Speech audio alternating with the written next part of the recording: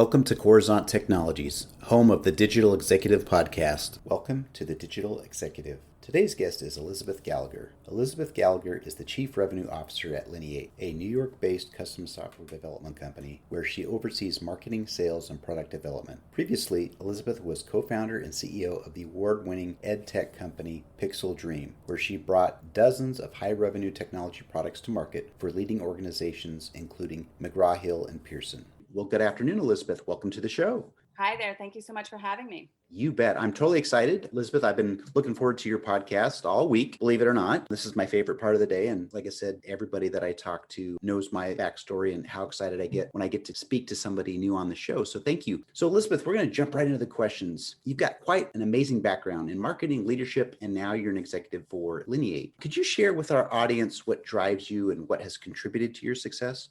Sure. So I would say the thing that drives me and has been sort of a consistent throughput in my career is this notion of problem solving. In fact, at Lineate, one of our core values is this idea of exceptional problem solving. And it sounds sort of vague, but really everything we do is at the root of finding a problem and really working it to find the best solution. Oftentimes this is a technological solution, but the thing that drives me is really digging into a problem and finding solutions, whether it is for our customers or even just internal problems. For example, how do you train non-technical people to engage with CTOs and VPs of engineering to help them figure out what the best sort of solutions are for the problems they're facing? So I think that really digging into problems and finding solutions is what drives me. And honestly, being at Lineate, where that's a core value, has become sort of a great fit. As far as what contributes to my success, it's a hard question. I think that I would say being constantly curious is one thing that has really served me very well. There's a lot of things about being,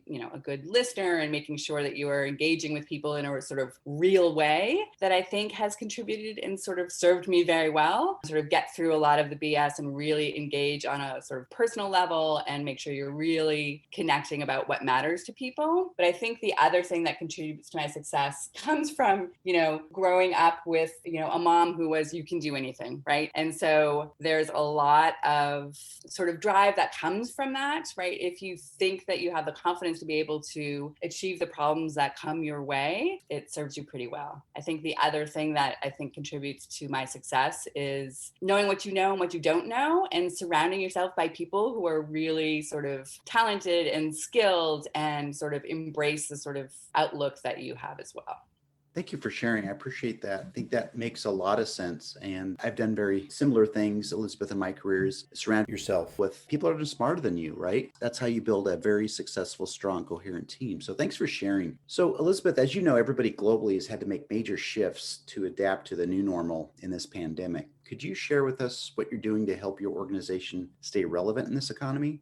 One of the things that is exciting about the kind of work we do, right? We're a software development company and we are solving sort of technical problems with our customers. As their realities have changed, we've been able to pivot and adapt with them. So for example, we work with a major hospital healthcare provider, and as they were switching to be able to offer telemedicine, we were able to pivot with them as well and sort of refocus the kind of work we were doing with them to meet the new reality of what they need to be offering for their customers or their users. And so I think that in almost all of the sort of domains that we've been working with, we have pivoted along with our customers to help them continue their business, but also help their own sort of end users be able to function better or thrive better during this pandemic.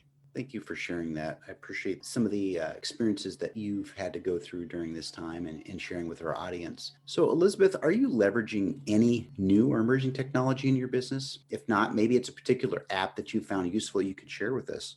Well, so there's the flip side of this, how are we staying relevant during the economy, which is how are we succeeding as a fully remote team across the globe? Like many, we rely on sort of normal tools like Slack and Jira to be able to organize the work that we do together. I think that because we've been remote or sort of a distributed global company for a while, we have a sort of leg up on how to continue in work when people are no longer face to face. And I wouldn't say there's a specific technology that we're using to do that. But I will say we have shifted the way that we engage internally to be able to make sure that teams are still connected, they're still able to connect with the customer, and really looking for ways to constantly replace what used to be face-to-face connection with ways to engage sort of remotely. And, as far as emergent technologies, there is a sort of big demand that we're seeing from a lot of our customers, which is related to the pandemic, which is around custom search and on-site search, right? So, I mentioned telemedicine and some of our educational customers. Being able to offer better on-site search is really critical to functioning,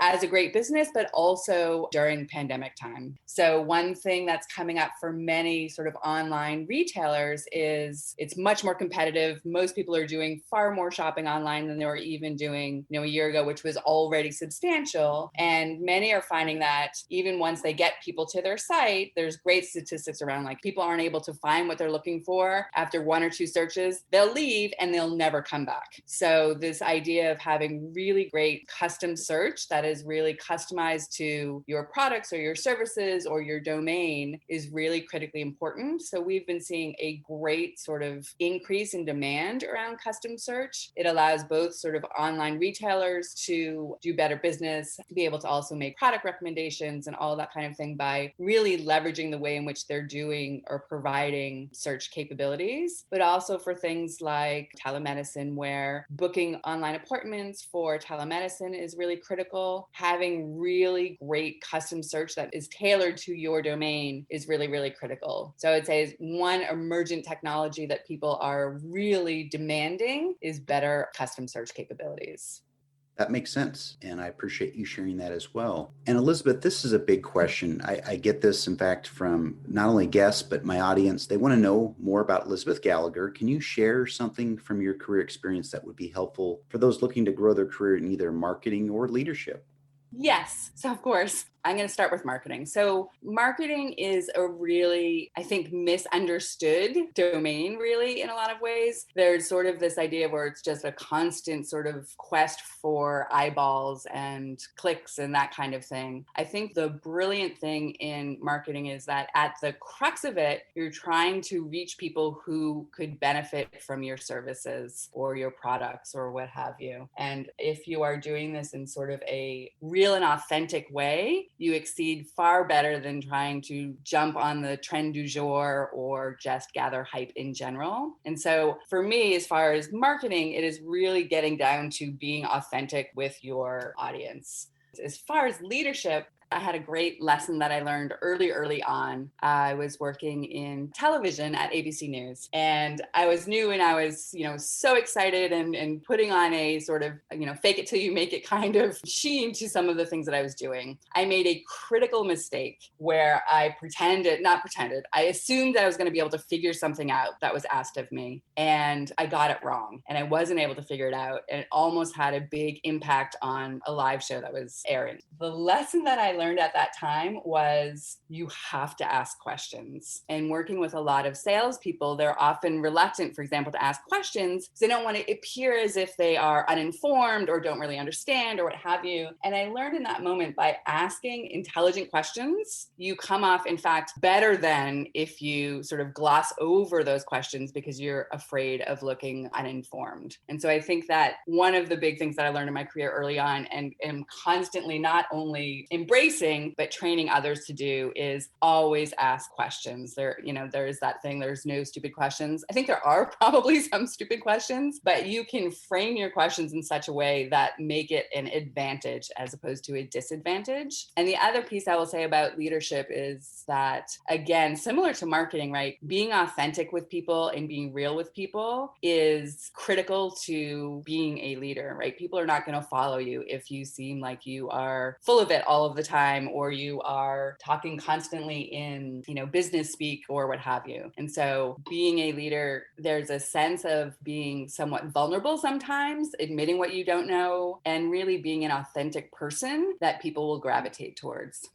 I appreciate you sharing that, Elizabeth. Thank you very much. I think there's some great nuggets to pull out of that, both on the marketing and leadership side. So thank you again. And Elizabeth, it was such a pleasure having you on the show today, and I look forward to speaking with you real soon.